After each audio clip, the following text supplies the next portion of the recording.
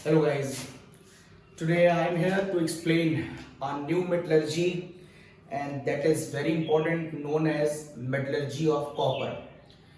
Copper की metallurgy किस ओर से करते हैं देखें तो today heading is metallurgy of copper. इसकी जो मेन ओर है वो है CuFeS2 that is copper pyrite। तो first of all we should call it as minerals. ये जमीन से हमें आर्टिकल से मिला और इसको हमने मिनरल कहना शुरू करा और फिर ये देखें कि ये और बन सकता है कि नहीं, ये और कहला सकता है कि नहीं। तो मैंने देखा कि extraction of copper from this mineral is economical because copper का एक्सट्रैक्शन इस मिनरल से इकोनॉमिकल है। तो डिफिनेशन के अकॉर्डिंग ऐसी मिनरल को और कहा जा सकता है। सो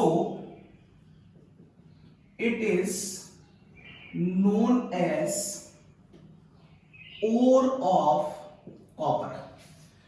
जिस चीज को हम निकालते हैं इकोनॉमिकली वो मिनरल उसी चीज की ओर कहलाता है। तो कॉपर पायराइट कॉपर की ओर कहलाएगा। इवन Fe भी इसके अंदर है लेकिन हम इसे Fe की ओर नहीं कह रहे हैं। ओके, उसके बाद जनरल इंस्ट्रक्शंस मैं आपको बता चुका हूं। इसमें हमेशा पहला स्टेप होगा, इसका पहला स्टेप होगा क्रशिंग एंड ग्राइंडिंग। इसका पहला स्टेप क्रशिंग एंड ग्राइंडिंग, जिसके अंदर आप केवल वहां पर सरफेस एरिया बढ़ाने की कोशिश करते हैं। Surface area of ore increases, जिससे ओर का रेट ऑफ रिएक्शन बढ़ जाता है और ऐसा कुछ खास नहीं होता। तो ये रेट ऑफ रिएक्शन बढ़ जाता है और इस प्रोसेस में जो मेरे ओर के बड़े बड़े पत्थर होते हैं, ये ओर, इसको जब मैं क्रश करता हूं तो ये पाउडर फॉर्म में कन्वर्ट हो जाता है। ये देखिए, ये मैंने कह दिया इस समय मेरी ओर पाउडर फॉर्म में आ गई है और इससे ओर का रेट ऑफ रिएक्शन बढ़ जाएगा। हम इस ओर बहुत अच्छी तरह आगे फिजिकल और केमिकल प्रोसेस में रिएक्ट करेगी। उसके बाद चूंकि इसके अंदर सल्फर प्रेजेंट है तो कंसंट्रेशन आप किस मेथड से करना चाहेंगे, मैंने बताया है आपको पिछले लेक्चरों में। कंसंट्रेशन यहां पर होना चाहिए फ्रोथ फ्लोटेशन प्रोसेस से। फ्रोथ फ्लोटेशन प्रोसेस से मैं पहले कहीं बता चुका हूं, फिर देख लीजिए। फ्रोथ फ्लोटेशन प्रोसेस 3 या 4 स्टेप में पूरा होता है। पहला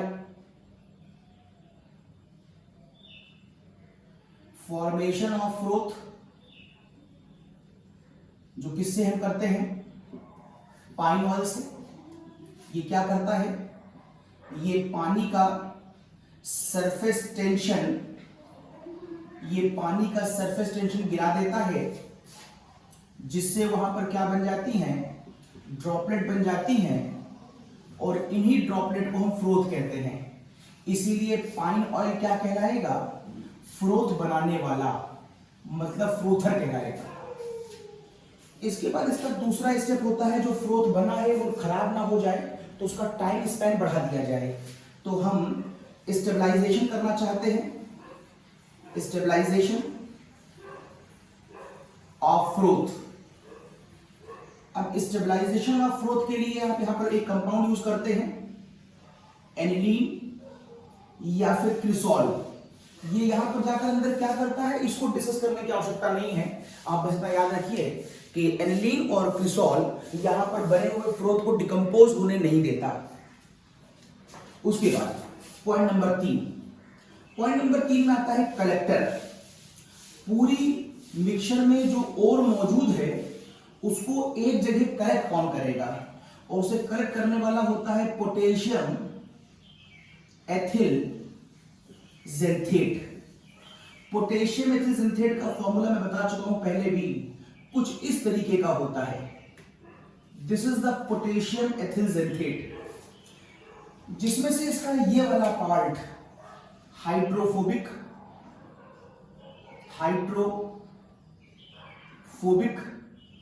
और नॉन पोलर कहलाता है, जबकि ये वाला पार्ट इसका हाइड्रोफिलिक और पोलर कहलाता है। इसकी वर्किंग कैसे होती है, अगर मैं इसको डायग्राम में दिखाऊं तो आप कहेंगे कि सबसे पहले ये मैंने वाटर ले लिया और उसके अंदर मैंने ओर ले ली। ये मेरे पास एक ओर है, ये वाली ओर, अच्छा ओर के साथ कुछ इंप्योरिटीज भी होंगी, तो मैंने मान लिया ओर के साथ सॉइल की इंप्योरिटीज हैं। और जब मैंने पानी मिलाया तो मैंने देखा कि ये पानी इसको भी डिसॉल्व कर ले रहा है और इसको भी डिसॉल्व कर ले रहा है। इसका मतलब ये हुआ कि यहां ओर का नेचर, चूंकि पानी में डिसॉल्व हो रहा है, इसलिए यहां पर ओर का नेचर हाइड्रोफिलिक होगा। तो इनिशियली मेरी जो ओर है वो हाइड्रोफिलिक है और इसीलिए वो पानी में डिसॉल्व कर गई थी। अच्छी तरह डिसॉल्व कर जाए उसके लिए मैंने यहां पर एक रोटेटर लगा रखा है, जिससे मैं इसको स्टिर कर रहा हूं। अच्छी तरह मिक्सिंग हो गई, अभी झाग नहीं बना है, फ्रोथ नहीं बना है। अब मैंने क्या करा, इसमें मैंने पाइन ऑयल डाल दिया। ऑयल क्या करता है, वाटर के सरफेस टेंशन को कम कर देता है, जिससे वाटर की जो अपर सरफेस है वो सिकुड़ने लगती है, और जब वो सिकुड़ेगी, श्रिंक करेगी, तो वो ड्रॉपलेट में कन्वर्ट हो जाएगी। मींस कुछ देर के बाद आप कह सकते हैं कि इस डायग्राम में जो पानी और ओर का मिक्सचर हुआ करता था, अब इसमें ड्रॉपलेट बन जाएंगी। ये देखिए ड्रॉपलेट आ रही, ये ड्रॉपलेट, ये जो पाइन ऑयल की वजह से आई है। ओके, ड्रॉपलेट तो बन गई, लेकिन और अभी भी नीचे बैठी हुई है, और अभी भी नीचे है, कोई बात नहीं। अब हमने जो फ्रोथ बनाया है, हम चाहते हैं ऐसा ना हो कि बनते ही डिकम्पोज कर जाए। आपने घर में कभी साबुन का झाग बनाया हो, देखिए वहां पर झाग बनने के बाद बनता और टूटता रहता है, टूटता है, तो हम नहीं चाहते हैं कि ये वहां पर टूट जाए। इसलिए हम इसको स्टेबलाइज करने के लिए इसके अंदर मिला देते हैं एनिलीन, या हम मिला देते हैं क्रिसॉल। क्रिसॉल में ये फॉर्मूला फिनॉल का होता है, इसमें CH3 लगा दिया जाए तो क्रिसॉल बन जाता है। तो ये क्या करता है, इसको स्टेबलाइज कर देता है फ्रूट को, इसलिए इसे स्टेबलाइजर कहते हैं। And now the most important point, हम इसमें मिला देते हैं पोटेशियम एथिल जेंथेट। अब समझिए वो ये क्या करता है। अब पोटेशियम एथिल जेंथेट में मैंने आपसे कहा था कि ये एथिल है और ये जेंथेट है, तो मैं एथिल के डायग्राम को ऐसे और जेंथेट के डायग्राम को यूं दिखा रहा हूं। ये एथिल जेंथेट का पार्ट है, ये एथिल है और ये जेंथेट है। ये हाइड्रोफोबिक है और ये हाइड्रोफिलिक है। जब इस कंपाउंड को मैं इस वेसल के अंदर डालूंगा तो हमें अच्छी तरह मालूम है कि हाइड्रोफिलिक हाइड्रोफिलिक में डिसॉल्व करेगा और हाइड्रोफोबिक हाइड्रोफोबिक में डिसॉल्व करेगा। तो फिर क्या होगा, इसकी जो स्ट्रेट लाइन हाइड्रोफोबिक है वो इस मिक्सचर में हाइड्रोफोबिक के पास जाएगी, और इसकी ये वाली लाइन जिगजैग, जिसको मैंने हाइड्रोफिलिक माना है, वो हाइड्रोफिलिक में जाएगी। तो इस समय कौन है हाइड्रोफिलिक, मैंने कहा था मेरी ओर हाइड्रोफिलिक है। इसका मतलब है जिगजैग लाइन हाइड्रोफिलिक के अंदर चली जाएगी। देखिए ये पोटेशियम एथिल जेंथेट का ये वाला पार्ट ओर के अंदर चला जाता है, मींस ओर से एक बॉन्ड बना लेता है। लेकिन जो इसके पीछे लगी हुई ये लाइन है, ये देखिए स्ट्रेट लाइन, ये है हाइड्रोफोबिक की, ये है एथिल की, कुछ ऐसे बन जाता है, जिसकी वजह से इस ओर का अब आउटर पार्ट हाइड्रोफोबिक हो जाता है। अगर इस ओर का आउटर पार्ट हाइड्रोफोबिक हो जाएगा तो उसकी सराउंडिंग में कौन मौजूद है, पानी, तो वो पानी से दूर भागेगा, क्योंकि अब ओर हाइड्रोफोबिक हो गई है। इसके मिलने की वजह से ओर में क्या आ जाता है, non wettability in water. Non बोलना, वेटेबिलिटी का मतलब है पानी में डिसॉल्व होने की टेंडेंसी, और नॉन वेटेबिलिटी का मतलब है पानी में डिसॉल्व ना होने की tendency. Non wettability in water increase कर जाती है, नॉन वेटेबिलिटी, क्योंकि अब ये वाली ओर हाइड्रोफोबिक होने की वजह से पानी से दूर भागेगी, तो non wettability in water increase कर गई। फिर क्या हुआ, अब वो पानी से दूर भागेगी तो किसके पास जाएगी, तो फिर वो ऑयल के पास जाएगी, क्योंकि इसका आउटर वाला पार्ट ऑर्गेनिक हो गया है। तो ये भाग करके ऊपर इसमें चला जाता है, देखिए ये और भाग करके ऊपर चली जाती है और इस फ्रोथ पर एब्जॉर्ब कर जाती है। मैं इसीलिए कह रहा था कि मुझे ये फ्रोथ अभी बर्बाद नहीं होने देना है। अगर ये फ्रोथ खत्म हो जाता, टूट जाता, एंड मैंने ना डाला होता, तो फिर ये ऊपर जाकर के एब्जॉर्ब कहाँ होता। तो ये प्रोसेस ऊपर जाकर जब ये एब्जॉर्ब हो जाएगा, तो अब मेरे पास ये हमारा नीचे रह गया है वाटर, नीचे रह गया है हमारे पास वाटर, और नीचे रह गया है मेरे पास सॉइल, और ये ऊपर क्या थी, ये मेरे पास पाइन ऑयल की ड्रॉपलेट थी, और इसी पाइन ऑयल की ड्रॉपलेट में कौन आ गया है, इसी पाइन ऑयल की ड्रॉपलेट में ओर आ गई है। ये मैंने ओर बना दी, ये जो मैं ब्लू लाइन से बना रहा हूं ये मेरी ओर आ गई। अब नीचे है केवल पानी और सॉइल, ये नीचे पानी और सॉइल है, और ये ऊपर और आ गई। जब मैं इसे लगातार स्टिर करता ही रहता हूं, इस स्टिर से लगातार स्टिर करता रहता हूं, झाग लगातार बनता जाता है और ओवरफ्लो होकर के ये दूसरे कंटेनर में इकट्ठा कर लिया जाता है, और ये हो गया आपका फ्रोथ रोटेशन प्रोसेस। जब जनरल इंप्योरिटीज को हम बाहर निकालते हैं तो इस घटना का नाम कंसंट्रेशन होता है। अगर और सल्फर कंटेनिंग है तो वो फ्रोथ रोटेशन से ही किया जाता है। इसमें एक स्टेप और होता है डिप्रेशन का, इसमें एक स्टेप और होता है डिप्रेसेंट का या एक्टिवेटर का। ये मैंने जनरल डिस्क्रिप्शन में बताया है, ये मेरे जनरल डिस्क्रिप्शन से आके देख लीजिए। मैं हल्की सी हिंट खाली कर दे रहा हूं कि ओर और डिप्रेशन तब लगाया जाता है जब हमारी ओर में एक से ज्यादा सल्फर कंटेंट हो। मान लो ये भी हमारे पास है और ये भी हमारे पास है, हमें ये चाहिए लेकिन ये नहीं चाहिए, या ये चाहिए लेकिन ये नहीं चाहिए, तो फिर हम डिप्रेसेंट यूज करते हैं। और वो क्या वर्किंग करता है वो जनरल डिस्कशन में देख लीजिएगा, यहां पर मैं उसको दोबारा नहीं बता रहा हूं। ओके, तो कॉन्सेंट्रेशन के बाद जो तीसरा स्टेप होता है मेटलर्जी का, वो होता है कैल्सिनेशन। और कैल्सिनेशन हम तभी करते हैं जब हमारी ओर में CO2 या वाटर हो। अब हमारी ओर में ना CO2 है ना वाटर है, इसलिए मुझे इस मेटलर्जी में कैल्सिनेशन की कोई आवश्यकता नहीं है, तो आपको कैल्सिनेशन यहां एक्सप्लेन नहीं करना है। नेक्स्ट, अगली मेटलर्जी के प्रोसेस में होता है रोस्टिंग। कैल्सिनेशन के बाद आता है रोस्टिंग, और रोस्टिंग हम किसी भी ओर को ऑक्सीजन की प्लेस में गर्म करके उसमें पाए जाने वाले सल्फर कंटेंट को निकालने की कोशिश करते हैं। तो अगर सल्फर कंटेंट है तो वहां रोस्टिंग होनी चाहिए, यहां सल्फर कंटेंट है और यहां पर रोस्टिंग काफी इंपॉर्टेंट है। तो देखिए मैं क्या करता हूं, CuFeS2 कॉपर पायराइट, और इस कॉपर पायराइट में मैं लगा देता हूं oxygen, that is in presence of oxygen. गर्म करूंगा, कहां तक गर्म करूंगा, बिलो इट्स मेल्टिंग पॉइंट नीचे तक गर्म करूंगा। क्या क्या बनेगा, यहां बनेगा Cu2S, यहां बनेगा FeS और यहां बनेगा SO2।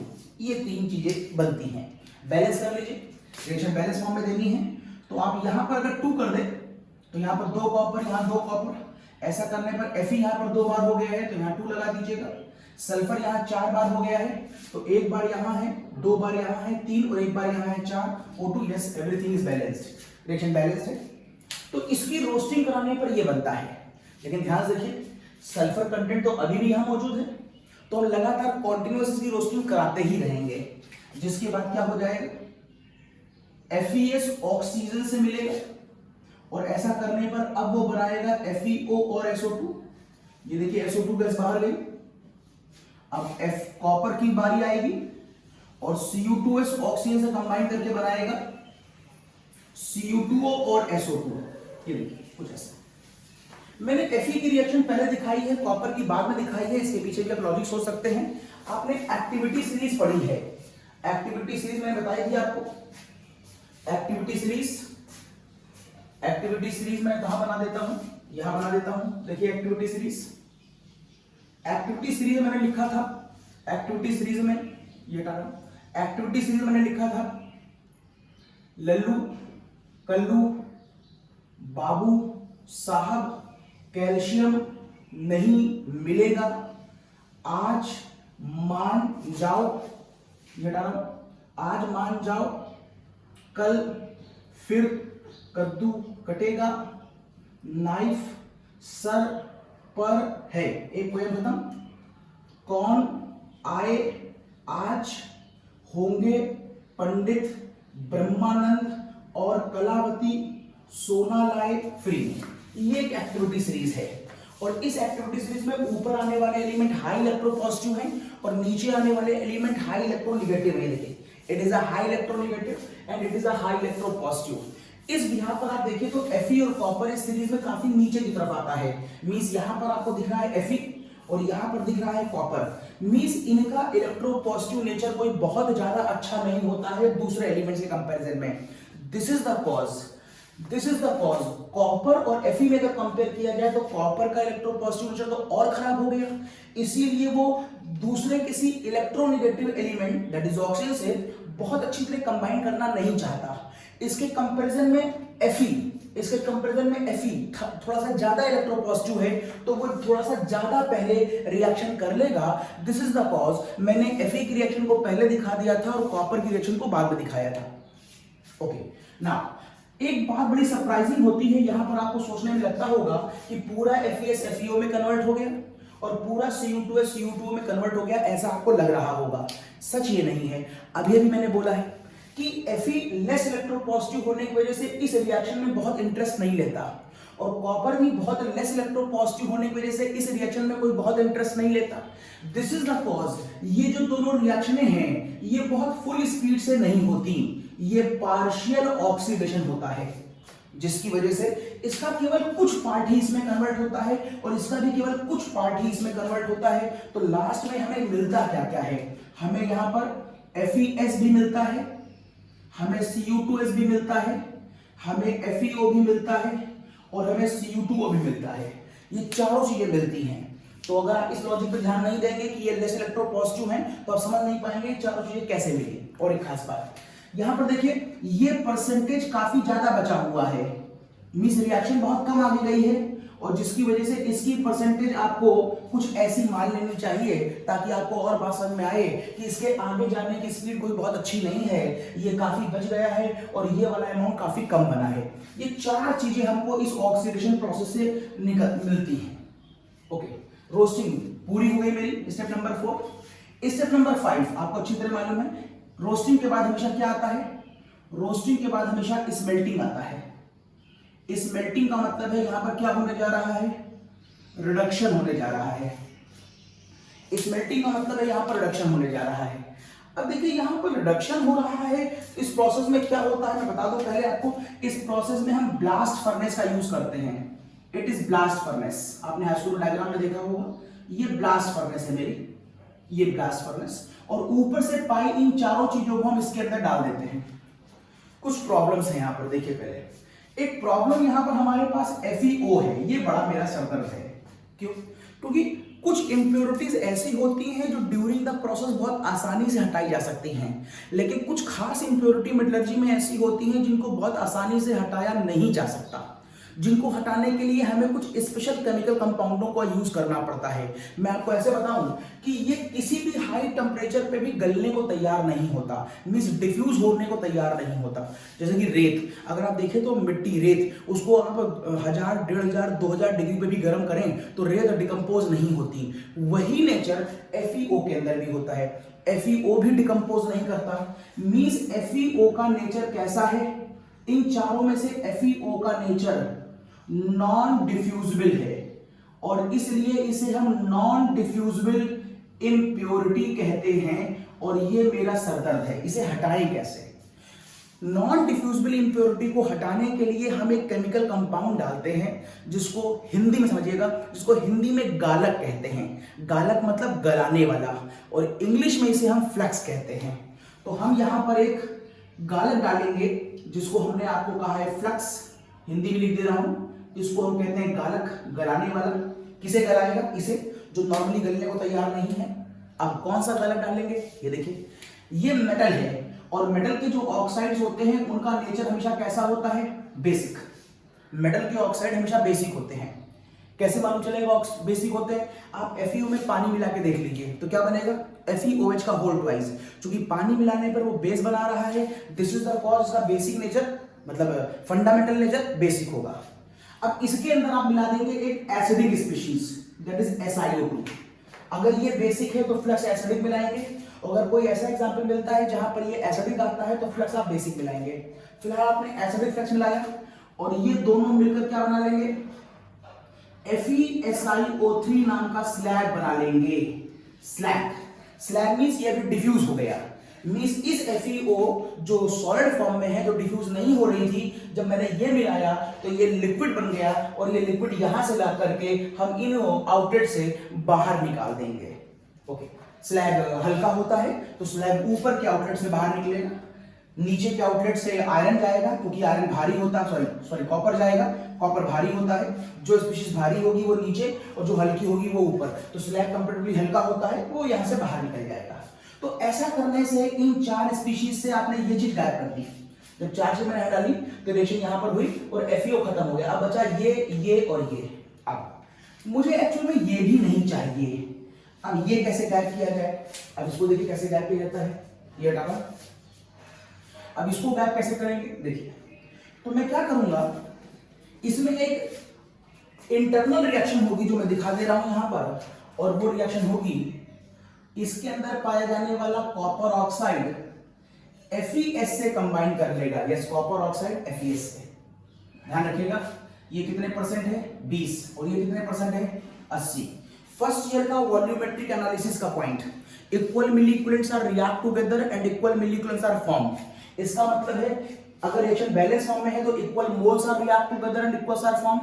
इसका 20% इसके 20% से कंबाइन करके कुछ बनाएगा। क्या बनाएगा? Interchange of ions. Cu2O interchange करके बना लेगा Cu2S और FeO। शायद देख लीजिए ऐसा क्यों हुआ है। फिर से Fe का इलेक्ट्रोपॉजिटिव नेचर कॉपर के इलेक्ट्रोपॉजिटिव नेचर से ज्यादा है, इसलिए जो ऑक्सीजन है, जो हाई इलेक्ट्रोनेगेटिव एलिमेंट है, वो वहां जाना चाहेगा जिसका इलेक्ट्रोपॉजिटिव नेचर ज्यादा हो। दिस इज द कॉज ये जो कॉपर ऑक्साइड है ये वापस किस में कन्वर्ट हो गया? FeO में कन्वर्ट हो गया, क्योंकि ऑक्सीजन लेस इलेक्ट्रोपॉजिटिव से हट करके हाई इलेक्ट्रोपॉजिटिव के पास चला गया है। शुरू में ये दोनों कंपाउंड कितने होंगे? 0, लेकिन रिएक्शन के बाद ये हो जाएगा 0%, ये बचेगा 60% और ये बचेगा 20% और ये बचेगा 20%। मींस इस रिएक्शन के बाद ये भी देखिए खत्म हो गया। लेकिन ये सरदर्द जो मैंने भी पीछे खत्म किया था, ये वापस खत्म किया था, वापस फिर आ गया, तो ये वापस फिर इसी वेसल में आया है और ये वाला बना हुआ FeO फिर से इसी रिएक्शन में ऐसे ही कंज्यूम होकर खत्म हो जाएगा और फिर नीचे की आउटलेट से बाहर निकाल दिया जाएगा। मींस अब ये मेरे लिए कोई सरदर्द नहीं है, क्योंकि ये बनता जाएगा और इसी रिएक्शन से बाहर निकलता जाएगा। एट द लास्ट मेरे पास क्या बचेगा? इस रिएक्शन के एंड होते होते मेरे पास बचता है Cu2S और FeS, जो भारी होने की वजह से इस ब्लास्ट फर्नेस के नीचे में इकट्ठा होता है और नीचे की आउटलेट से बाहर निकाल लेते हैं। कंपटीशन और बोर्ड में यह खूब पूछा गया है कि मैट किसे कहते हैं? MATTE matte. तो matte is a combination of Cu2S और FeS। 1 नंबर का क्वेश्चन खूब पूछा गया है। और 1 नंबर क्वेश्चन यहां पर इंपॉर्टेंट था कि कॉपर की मेटलर्जी में कौन सा फ्लक्स यूज किया जाता है? तो कॉपर की मेटलर्जी में SiO2 नाम का फ्लक्स यूज करते हैं। यहां पर इंपॉर्टेंट क्वेश्चन था कि पोटेशियम मेथिलसल्फेट डालने पर नॉन वेटेबिलिटी बढ़ती है कि घट जाती है? तो non wettability with the respect of water, non wettability बढ़ जाती है। नॉन बोल रहा हूं, अगर मैं नॉन हटा दूं तो wettability with the respect of water घट जाएगी, क्योंकि और पानी छोड़कर ऊपर भाग रहा है। तो छोटे छोटे 3 क्वेश्चन हो गए मेरे। एक तो यहां से रीजनिंग आएगी, दूसरा यहां से फ्लक्स आएगा और तीसरा यहां से मैट आएगा। ओके, मैट के बाद अगली हेडिंग में आगे बढ़ता हूं और उस हेडिंग का नाम है बेसेमेराइजेशन। बेसेमेराइजेशन, यस, ये स्पेशल हेडिंग है जो इसी मेटलर्जी में होती है और कहीं देखने को नहीं मिलती। तो बेसेमेराइजेशन क्या होता है?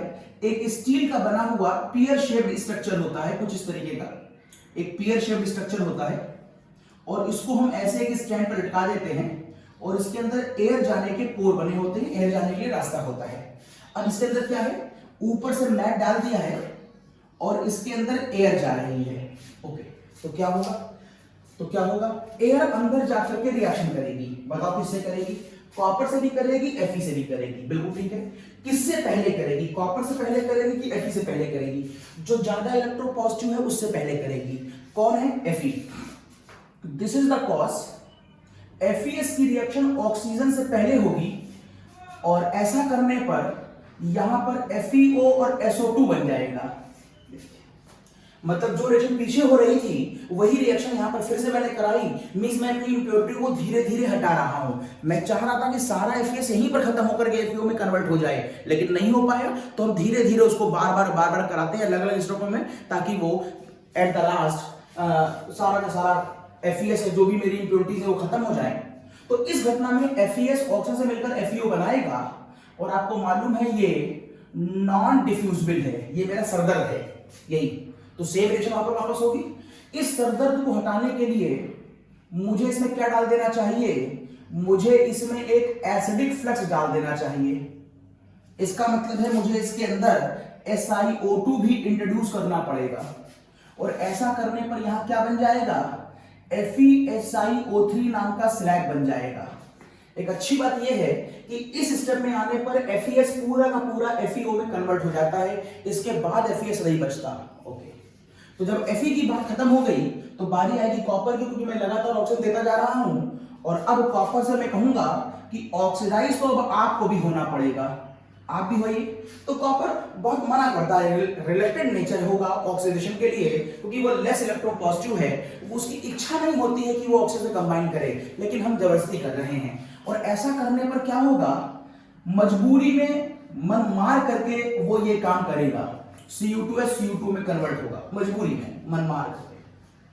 ओके, अगर ऐसा हुआ तो एक खास बात होगी कि ये रिएक्शन चूंकि मन मार के हो रही है, बाय द नेचर नहीं हो रही है, इसलिए आप लिख सकते हैं ये वाला प्रोसेस एक बार फिर से पार्शियल होगा, मींस ये पार्शियल ऑक्सीडेशन होगा। यहां भी ऑक्सीडेशन पार्शियल था और यहां भी पार्शियल, और जब पार्शियल होता है उसका मतलब क्या होता है? ये थोड़ा सा कन्वर्ट होगा और थोड़ा सा नहीं होगा। मींस इस रिएक्शन के बाद क्या बचेगा? मींस इस रिएक्शन के बाद बचेगा Cu2S और Cu2O, ये देखिए दोनों बचेंगे, ये भी बचा और ये भी बचा। ठीक, अब यहां पर ये Cu2S और ये Cu2O आपस में, एक बड़ा इंपॉर्टेंट क्वेश्चन है, यहां से क्वेश्चन तक आता है, ये आपस में एक दूसरे के साथ रिएक्शन करके एक दूसरे को रिड्यूस कर देते हैं, इसलिए इसका नाम रखा जाता है ऑटो रिडक्शन। मतलब जब आप सेल्फ अपने आप को रिड्यूस करें तो हम कहेंगे कि आपने ऑटो रिडक्शन कर लिया। देखिए कैसे, यहां पर आपको ऑक्सीडेशन नंबर निकालना आता होगा। सल्फर को -2 मानिए तो कॉपर का नंबर +1 आएगा, ऑक्सीजन को -2 मानिए तो कॉपर का नंबर +1 आएगा। दोनों ही कंपाउंड +1 के स्टेट में बैठे हुए हैं, लेकिन रिएक्शन के बाद यहां बनता है कॉपर और सल्फर डाइऑक्साइड। बैलेंस कर लें, यहां पर आप कॉपर इस वाले मॉलिक्यूल को 2 बार लें तो 2 कॉपर और 2, 4 कॉपर और 2, 6 कॉपर, इट इज 6, और यहां पर ऑक्सीजन 2 सल्फर, यस ये बैलेंस हो गई, और ये SO2 बाहर निकल रही है। इस वाले कॉपर का ऑक्सीडेशन नंबर क्या होगा? 0। किसी भी अकेले एलिमेंट का ऑक्सीडेशन नंबर हमेशा 0 होता है, तो +1 से आप कहां जा रहे हैं? 0। कॉपर का क्या हो रहा है? रिडक्शन। कौन कर रहा होगा? ये, तो ये कौन हो गया? Reducing agent. लेकिन यहां से देखिए +1 कहां जा रहा है? 0। इसका रिडक्शन कौन कर रहा होगा? ये, तो ये कौन हो गया? Reducing agent. मींस यहां इसके लिए रिड्यूसिंग एजेंट ये है और इसके लिए रिड्यूसिंग एजेंट ये है। This is the cause, copper he copper को रिड्यूस कर रहा है, इसीलिए इसका नाम ऑटो रिडक्शन रख दिया गया है। एग्जाम में बहुत पूछा जाता है, ध्यान रखिएगा, ऑटो रिडक्शन कॉपर की मेटलर्जी में होता है। अब यहां पर जो कॉपर मिलता है ये 98% प्योर कॉपर होता है, और एक खास बात, इसको हम ब्लिस्टर कॉपर कहते हैं। अब इसे हम ब्लिस्टर कॉपर क्यों कहते हैं? ब्लिस्टर का मतलब होता है फफोले। जब कोई जल जाता है तो उसके स्किन पे फफोले निकल आते हैं, उसे आप ब्लिस्टर कहते हैं। और फफोले मतलब गुब्बारा बन गया, तो हमने मान लिया अंदर क्या भरी होगी? एयर भरी होगी। तो यहां पर जिस वेसल में आपने कॉपर बनाया है 98%, उसी वेसल में क्या निकल रही है? सल्फर डाइऑक्साइड, और वो निकल ना पा करके अपने सरफेस पर फंस के रह जाती है।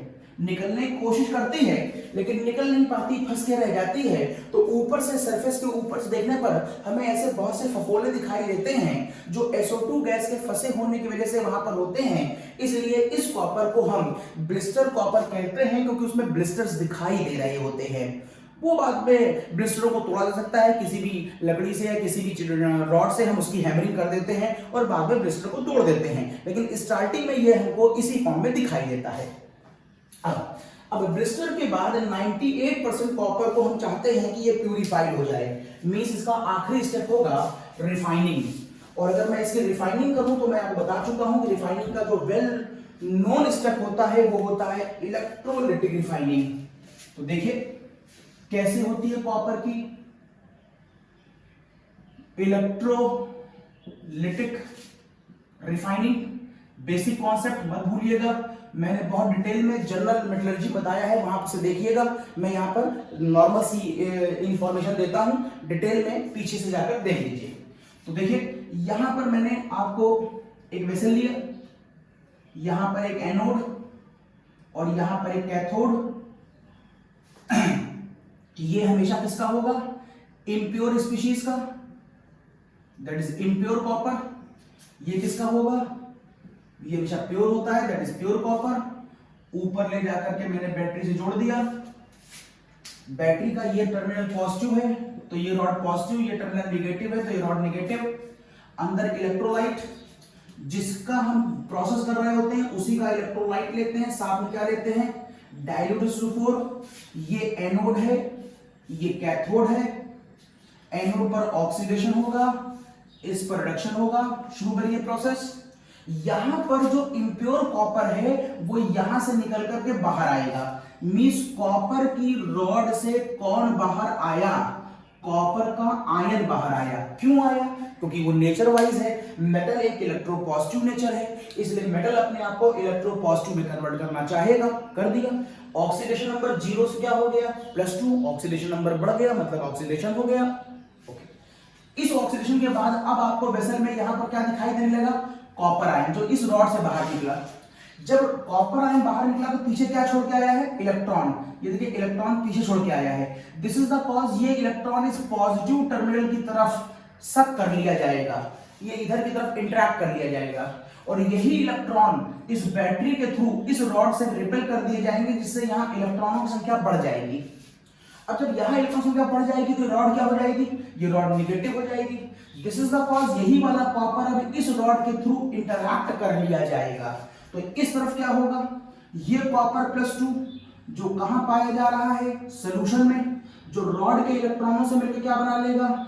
कॉपर बना लेगा। ये रॉड पे आ गया, कितना बन गया? 99.9% कॉपर हमको मिल गया।